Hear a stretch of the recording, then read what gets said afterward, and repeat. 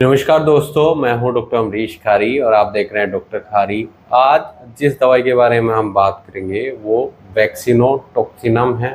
इस वीडियो में हम जानेंगे कि इस दवाई के क्या फ़ायदे क्या नुकसान हैं, यानी किन बीमारियों और किन लक्षणों में ये दवाई पेशेंट को दी जाती है।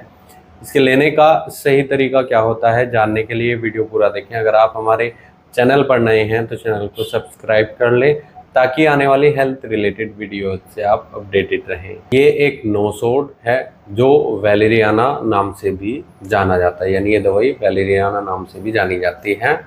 इस दवाई को हम खास तौर पर स्किन रैशिश में देते हैं, स्मॉल पॉक्स में या चिकन पॉक्स में। अगर पेशेंट को स्किन रैशिश हो जाते हैं जिसमें ईचिंग होती है या फिर बर्निंग सेंसेशन होती है, इसके अलावा अगर पेशेंट को जो इरप्शंस होते हैं उनमें रेडनेस दिखाई देती है या फिर ब्लिस्टर्स में पस फॉर्मेशन हो रही है, ऐसे केस में ये दवाई पेशेंट को दी जाती है। स्मॉल पॉक्स में, चिकन पॉक्स में बहुत इफ़ेक्टिव रहती है। इसके अलावा अगर पेशेंट को फीवर है और फीवर के साथ साथ मुंह में स्वेलिंग है, सिम्प्लेक्स वायरल इन्फेक्शन होता है, उसके कारण अगर पेशेंट को लिप्स या माउथ में स्वेलिंग नज़र आ रही है तो ऐसे केस में भी ये दवाई बहुत इफ़ेक्टिव रहती है। इसके अलावा ये दवाई ऐसे केस में दी जाती है अगर पेशेंट को इमोशनल स्ट्रेस या मेंटल शॉक के कारण स्किन रैशेस आने शुरू हो जाते हैं या कुछ चर्म रोग होने शुरू हो जाते हैं जिनमें खुजली होती है, तो ऐसे केस में दवाई बहुत इफ़ेक्टिव रहती है। दवाई कोल्ड सोर्स को भी ठीक करती है, रैशेस को ठीक करती है। इमोशनल शॉक के कारण या मेंटल स्ट्रेस के कारण अगर पेशेंट को ये होते हैं या फिर फीवर के साथ अगर पेशेंट को हर्पीज़ हुआ है, हर्पीज़ में इन्फ्लामेशन है या मेंटल शॉक के कारण अगर पेशेंट को हर्पीज़ हो रहा है, तो ऐसे केस में भी ये दवाई बहुत इफ़ेक्टिव रहती है।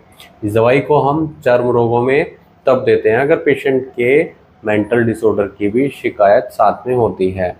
अगर पेशेंट को फीवर आ रहा है या स्ट्रेस बहुत ज़्यादा है, मेंटल शॉक लगा है और उसके बाद अगर पेशेंट को ये सिम्टम्स देखने को मिल रहे हैं या चिकन पॉक्स की या स्मॉल पॉक्स की शिकायत नज़र आ रही है, तो ऐसे केस में दवाई बहुत असरदार होती है। ब्लिस्टर्स में दी जाती है या फिर ये दवाई अल्सरेशन में भी इफ़ेक्टिव रहती है।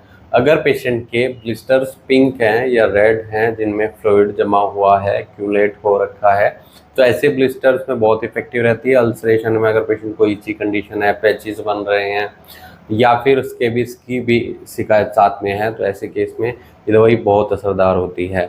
अगर आपको इनमें से कोई भी तकलीफ है, चर्म रोग है, स्मॉल पॉक्स या चिकन पॉक्स के आप शिकार हैं और आप इस दवाई का सेवन करना चाहते हैं, साथ में मेंटल स्ट्रेस है, इमोशनल शॉक कोई लगा है, तो ऐसे केस में दवाई डॉक्टर की निगरानी में ली जा सकती है। ये दवाई बहुत इफ़ेक्टिव रहती है इन सब केस में। न्यूरैल्जिया के केस में भी ये दवाई डॉक्टर की निगरानी में लेनी चाहिए। अगर आप ये दवाई लेना चाहते हैं और हमसे संपर्क कर इलाज या सलाह करना चाहते हैं तो दिए गए व्हाट्सएप नंबर पर संपर्क कर इलाज या सलाह ले सकते हैं। सबसे पहले केस टेकिंग करेंगे, उसके बाद ही पता लग पाता है कि आपको कौन सी दवाइयाँ सूटेबल रहेगी, उनकी सही पोटेंसी और सही डोज क्या सूटेबल रहेगी।